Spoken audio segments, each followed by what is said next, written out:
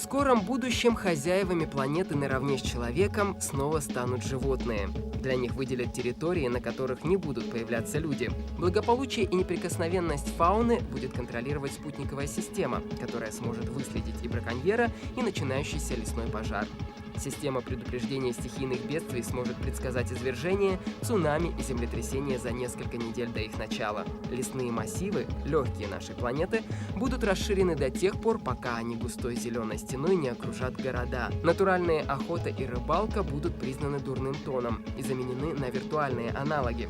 Во время виртуальной охоты нужно будет также попотеть, бегая по лесам и выслеживая добычу. В программе, загруженной в специальные очки охотника, будет представлено множество авантюрных сценариев. На добыче будет совсем не больно. Города и пригороды будут отданы людям. Чтобы их присутствие не вредило природе, стены городов будут возведены из экологически чистых, сверхпрочных и стихиеустойчивых материалов. Из соображений безопасности все вредные производства будут тщательно защищены или же закрыты.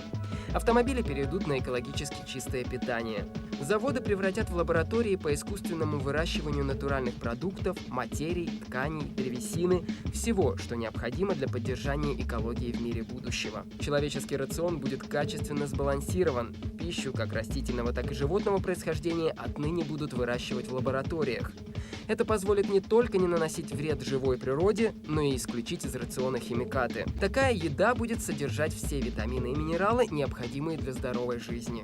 Одежду также будут выращивать на клеточном уровне. Во-первых, ношение натуральных тканей, в отличие от синтетики, оказывает благотворное воздействие на организм человека. А во-вторых, использованные предметы одежды не будут разрушать окружающую среду.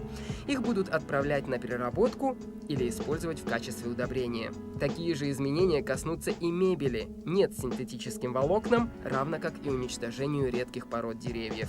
Домашние питомцы останутся, только теперь ответственность за них станет ощутимой. Будет составлен список животных, которых разрешено держать дома.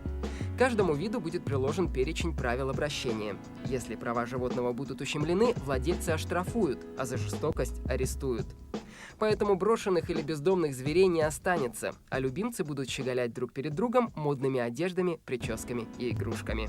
Жизнь планеты обеспечат природные энергии – солнце, ветер и вода. Впрочем, до открытия альтернативных, еще более экологичных источников энергии осталось ждать недолго.